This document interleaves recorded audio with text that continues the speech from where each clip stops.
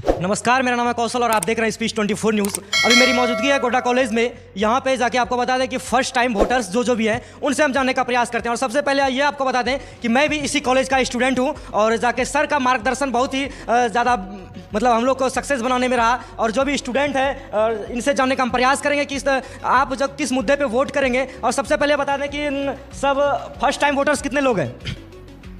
आप लोग सब फर्स्ट टाइम वोट करेंगे तो क्या आप लोग का मुद्दा रहेगा जो कि आप लोग वोट करेंगे? किसके कामों से आप लोग प्रभावित हैं? मोदी के कामों से या अपोजिशन में जो है राहुल गांधी उसके कामों से मतलब आप लोग खुश हैं? काम का तो पता नहीं है अभी, हम लोग तो वैसे लेकिन फर्स्ट टाइम है तो उतना कुछ पता नहीं है। सिर्फ हम लोग अपना हक जान रहे हैं कि बॉर्डर बनाना है तो वोटर कार्ड बना लिए हैं और अपना हमको लग रहा है कि फर्स्ट टाइम है तो हमको वोट देना चाहिए, अपना हक को छोड़ना नहीं चाहिए। कैसा महसूस करेंगे पहली बार जाके आप वोट करेंगे लोकतंत्र में? जाएंगे तो वहाँ ही पता चलेगा ना, कैसा महसूस होगा, पहली बार दे रहे हैं। और आपको बता दें कि गोड्डा में यहाँ पे गोड्डा लोकसभा की क्षेत्र की बात करें तो गोड्डा लोकसभा में पता है कि मतलब यहाँ पे कौन कौन सा प्रत्याशी खड़े हुए हैं? जी मालूम है। कौन सा प्रत्याशी बताइए तो। बीजेपी से अभी निशिकांत दुबे, डॉक्टर निशिकांत दुबे, और कांग्रेस से अभी प्रदीप यादव। कौन सा नेता आपको अच्छा लगता है? देखिए हमारा जो लोकसभा है गोड्डा लोकसभा, यहाँ पिछले 2 लोकसभा चुनाव में निशिकांत दुबे ही जीते हैं। लेकिन अभी इस बार देखते हैं क्या होता है। जहाँ तक मेरे ख्याल से, जहाँ तक मुझे लगता है कि निशिकांत दुबे ठीक ठाक काम कर रहे हैं यहाँ गोड्डा में। जैसे कि दुबे, हाँ, निशिकांत दुबे जो हमारे लोकसभा क्षेत्र के एमपी हैं, मेंबर ऑफ पार्लियामेंट हैं, वो जैसे कि देवघर में एयरपोर्ट आ गया, एम्स आ गया, गोड्डा में रेलवे स्टेशन आ गया, अडानी पावर प्लांट आया।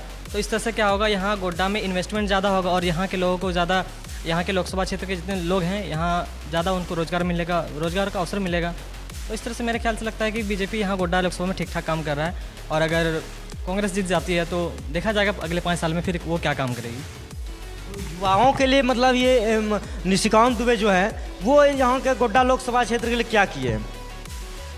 युवा के लिए तो कह सकते हैं, देखिए बीजेपी के टाइम में अभी कुछ तो बेरोज़गारी का रेट ज़्यादा है, लेकिन और अगर बात करें फॉरेन सेक्टर में तो वो सब ठीक ठाक है। बीजेपी के शासनकाल में अभी बीजेपी के अभी इस टाइम में युवा के लिए तो ऐसे कुछ खास तो नज़र आ नहीं रहा है।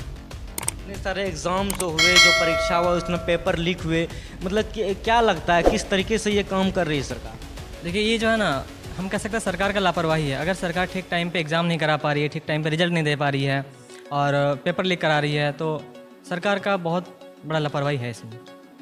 और ये झारखंड में तो जेएमएम का सरकार है, हेमंत सरकार, अभी तो खैर वो चेंज हो गए हैं, चंपाई सोरेन हो गए हैं।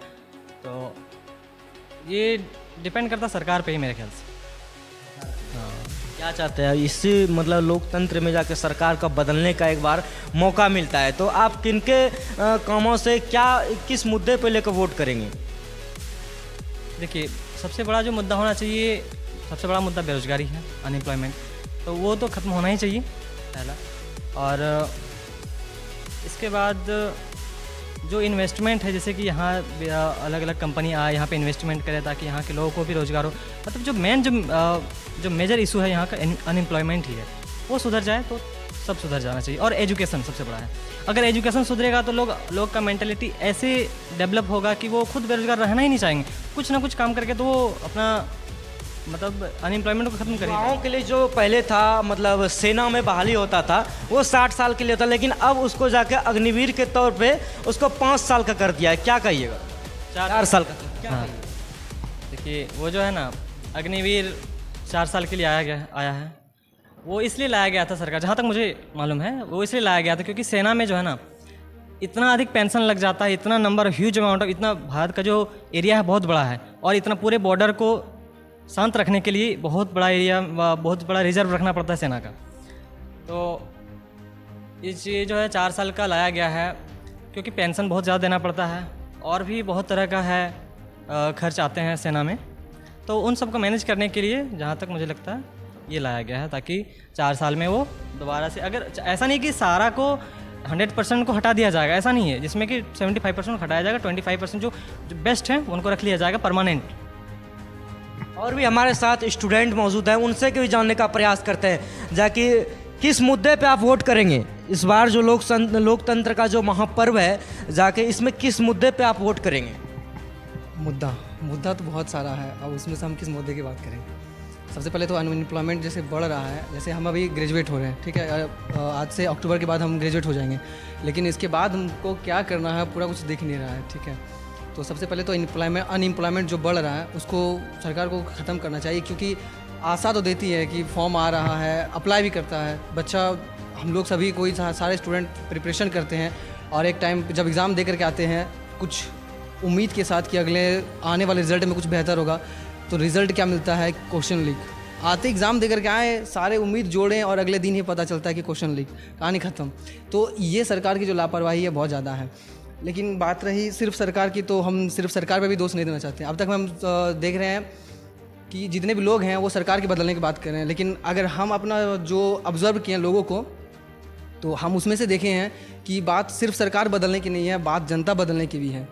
क्योंकि लोग कहते हैं कि सरकार जो है घूस ले रही है या फिर सरकार गलत काम कर रही है, तो फिर शायद कभी ना कभी लोगों को भी खुद झांकना चाहिए कि जब इलेक्शन का टाइम आता है और जब उनके गांव में लोग जो सरकार होते हैं, जो चुनाव लड़ते हैं, वो वोट लेने आते हैं, तो उनके क्या एस्पेक्ट्स होते हैं। वो खुद नेता से क्या कहते हैं कि आप हमें इतना दें तो हम आपको इतना वोट देंगे, आप हमें मेरे लिए करें तो मेरा ये है कि अगर उनसे आप ईमानदारी की बात करें तो आप खुद ईमानदार रहें, आप उनसे एक्स्ट्रा कोई डिमांड ना रखें, ये है। और सबसे पहले तो जो जनता है वो जागरूक हो और सरकार को चुने। और जो अभी के टाइम में हो रहा है कि धर्म को लेकर के जब भी बात आती चुनाव की, तो सबसे पहले आता है सामने धर्म, और कहीं ना कहीं लोग भी यहाँ पर धर्म को ज़्यादा प्रायोरिटी दे रहे हैं, ना अनएम्प्लॉयमेंट को देखना चाहते। और वैसे भी कोई भी सरकार हो, सिर्फ उसमें अच्छाई हो ये संभव नहीं है, और ये सिर्फ बुराई हो ये भी संभव नहीं है। तो अच्छाई और बुराई को दोनों का तुलना करते हुए वोट देना चाहिए मेरे ख्याल से,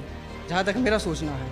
क्योंकि कोई भी बहुत अच्छा कर सकता है ये भी संभव नहीं, और कोई बहुत बुरा करे ये भी सही नहीं है। लेकिन बात जो आता है सिर्फ धर्म पर आधारित, कोई भी सरकार जब बनती है तो मेन मुद्दा ला देता है धर्म। किसी से पूछा जाए तो क्या किया, मंदिर बनवाया, क्या किया, ये किया, लेकिन बात अनएम्प्लॉयमेंट क्या आती है, वहाँ से जब पूछा जाता है तो फिर किसी के पास कोई जवाब नहीं होता नहीं है।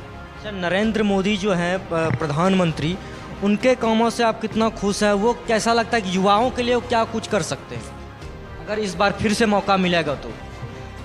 2 बार मौका मिला, अब देख लीजिए क्या क्या हुआ है। अभी आप इसके पहले चले जाइए आज से कुछ साल पहले के लिए, तो आप देखे हो किसान का क्या कंडीशन रहा था, कितना सारा किसान फांसी लगा के डेथ किया, कितना सारा किसान मर गया, उसमें कुछ नहीं। छत्तीसगढ़ का इश्यूज़ देख लीजिए, वहाँ कभी बोलने के लिए नहीं गए। उसके बाद आप अग्निवीर वाला लाए 4 साल का, उसमें से देख सकते हैं कि जब आप उस कंडीशन पे देखते हैं तो कितना सारा युवा जो था प्रिपरेशन कर रहा था, कितना ज़्यादा होप खो करके सुसाइड कर लिया। वहाँ पे उनका कोई स्टेटमेंट नहीं आया, ना ही कोई चेंजिंग आया। तो अब हम आगे क्या उम्मीद रखें, क्या बोलें आगे? अभी हम खुद ग्रेजुएशन कर रहे हैं, इसके बाद मेरा क्या होगा हमको खुद नहीं पता है। क्योंकि आप जिस तरह से देख रहे हैं एजुकेशन पॉलिसी चेंज हो रहा है। आप बहुत दूर का तो छोड़ दीजिए, रिसेंट का देखिए कि जो अभी आप देख सकते हैं 4 साल का न्यू एजुकेशन पॉलिसी NEP आया है, ग्रेजुएशन 4 साल का कर दिया, ठीक है, आपने कर दिया। अभी SEM 2 का फॉर्म फिलअप हुआ, ठीक है, अब एग्ज़ाम डेट आ गया, उसके बाद फिर से वो एग्ज़ाम डेट कैंसिल करके फिर से फॉर्म फिलअप करके फिर से सिलेबस चेंज करके वो वापस बोल रहा है पढ़ो और फिर से एग्ज़ाम दो, कहाँ से पॉसिबल? और अचानक से जो सरकार ये सब पॉलिसी चेंज करती है, इसके स्टूडेंट पे क्या इफेक्ट पड़ता होगा, इससे जो टीचर्स पढ़ाते हैं उनको क्या मेंटलिटी बनता होगा, और वो किस तरीके से स्टूडेंट को पेश करे और वो आगे क्या पढ़े, बताइए इसमें क्या बोले। एजुकेशन सिस्टम में देख सकते हैं कि झारखंड की बात हो या बिहार की बात हो, JPSC या BPSC, सब जगह देखने को मिलता है कि वहाँ से एग्ज़ाम होने से पहले पेपर लीक हो गया है। तो वही तो बोला ना, ये सरकार की असफलता है ना। इसमें क्या करेगा? अभी हो सकता है बहुत सारे स्टूडेंट का लास्ट अटेम्प्ट हो सकता है उसका कि अब इसके बाद फैमिली कंडीशन उतना बेहतर नहीं हो जो कि वो आगे फिर से प्रिपरेशन कर पाए, उसका लास्ट होप हो, उसके परिवार का अंतिम पूंजी हो, और उसमें से वो क्या करे, फॉर्म कैंसिल कर। एक हो तो मान सकते हैं, यूपी में पुलिस कांस्टेबल का कैंसिल हो गया, झारखंड में जब भी फॉर्म फिलअप होता है कैंसिल हो जाता है। अब किसी का लास्ट अटेम्प्ट है, किसी का लास्ट ईयर है, किसी का लास्ट पूंजी है, आप वहाँ तबाह कर रहे हैं, तो फिर कैसे होगा आगे वो उस युवा का क्या मेंटलिटी होगा? वो पढ़ाई करेगा, पढ़ाई पे कितना ज़्यादा एजुकेशन बोलते हैं, एजुकेशन पॉलिसी चेंज हो, वो बोल रहे हैं कि सिस्टम को अगर चेंज करना है, मतलब अगर युवाओं को चेंज करना है तो एजुकेशन पॉलिसी को चेंज करो। लेकिन वो एजुकेशन पॉलिसी को कैसे चेंज करें कि युवा का पढ़ने का तो क्या मतलब बुक्स उठाने का ही मन नहीं करेगा। आप ऐसे आखिर पढ़ते क्यों हैं? मेन मुद्दा तो यही होता है ना हम मानते हैं कि कुछ इथिकल है, जिसमें से कि कुछ इथिक्स होना चाहिए, मॉरल होने चाहिए, रिस्पेक्ट के लिए पढ़ना चाहिए कि हम दूसरे के कैसे रिस्पेक्ट करें, लेकिन उनमें से मेन मोटो होता है कि हमारा जो जरिया है कमाने का, खाने का, कुछ तो सोर्स होना चाहिए। अब उसमें से भी वो बार बार एग्ज़ाम रद्द कर रहे हैं, जिस होप के साथ पढ़ रहे हैं वो होप भी ख़त्म कर रहे हैं, तो फिर क्या चीज़ का पड़ेगा। तो देख सकते हैं युवाओं के साथ किस तरीके से जाके खिलवाड़ किया जा रहा है। और भी हमारे साथ कुछ लड़कियां हैं, उनसे भी जानने का प्रयास करते हैं। क्या नाम है आपका? सौम्या कुमारी। क्या लगता है इस बार आप फर्स्ट टाइम वोट कर रहे हैं? हाँ, फर्स्ट टाइम ही कर रहे हैं। आपको पता है कि गोड्डा लोकसभा में कब वोट होगा? जून 1 जून को। 1 जून से स्टार्ट हो। किस मुद्दे पे आप वोट करेंगे? किस मतलब जो किस कामों पे प्रभावित है? कौन सा सरकार से आप, चाहे ओपोजिशन या नरेंद्र मोदी अभी हैं और इसके बाद अभी राहुल गांधी हैं, इस मुद्दे पे मतलब किस मुद्दे पे आप वोट करेंगे? खास करके बाकी सब डेवलपमेंट तो हो रहा है, लेकिन पढ़ाई शिक्षा नीति को लेके उतना अच्छा डेवलपमेंट नहीं हो रहा है। जैसे हम लोग बहुत सारा अनएम्प्लॉयमेंट देखा जा रहा है, तो इसलिए तो हम चाहते हैं कि एजुकेशन के बारे में, मतलब एजुकेशन के लेकर कोई काम नहीं कर रही है सरकार? नहीं हो रही है। बाकी सब पे हो रही है, लेकिन एजुकेशन को लेके नहीं हो रही है। तो उसमें चाहते हैं कि अगर ऐसा कोई सरकार है जो कि एजुकेशन को बढ़ाए और अनएम्प्लॉयमेंट को घटाए। क्या नाम है आपका? क्या लगता है एजुकेशन को लेकर क्या कहिएगा, मतलब सरकार किस तरीके से काम कर रही है? देख सकते हैं और भी हमारे साथ स्टूडेंट। क्या नाम है आपका? सनी शर्मा। क्या कहिएगा इस बार वोट को लेकर? वोट में बहुत बड़ा लापरवाही है सरकार का। जैसे देखिए पेपर लीक हो जाता है, झारखंड में सबसे ज़्यादा लीक होता है। जीएमएम का सरकार है यहाँ, हर बार लीक होता है पेपर। अगले बार मैंने भरा था उत्पाद सिपाही, लेकिन अभी तक उसका डेट नहीं आया एग्जाम का कुछ। उत्पाद सिपाही 3-4 बार से 3-4 बार से भरा रहा सरकार, हर बार लापरवाही। देखिए तो रिजल्ट का पता चल जाएगा 4 जून को क्या होना नहीं होना है, वो तो पता ही चल जाएगा साथ कौन बनेंगे नहीं बनेंगे। आप किनके कामों से प्रभावित है? चाहे बीजेपी के या जेएमएम का सरकार, तो देख ही रहे हैं आप झारखंड में। सब सरकार एक है, वादा करती लेकिन निभाती नहीं है वो। चाहे बीजेपी का रहे या आरजेडी का रहे या जेएमएम का रहे, सब एक ही सरकार है। तो कह रहे कि युवाओं के लिए हम बहुत काम किए हैं। युवाओं के लिए काम किए, लेकिन हर बार पेपर लीक होता है। क्या लगता है तब युवाओं के लिए कुछ काम नहीं हुआ है? किए हैं काम, थोड़ा बहुत किए हैं, उतना ज़्यादा मुझे लग नहीं रहा है। ये मेरा सेकंड टाइम वोट है। Second time? हाँ।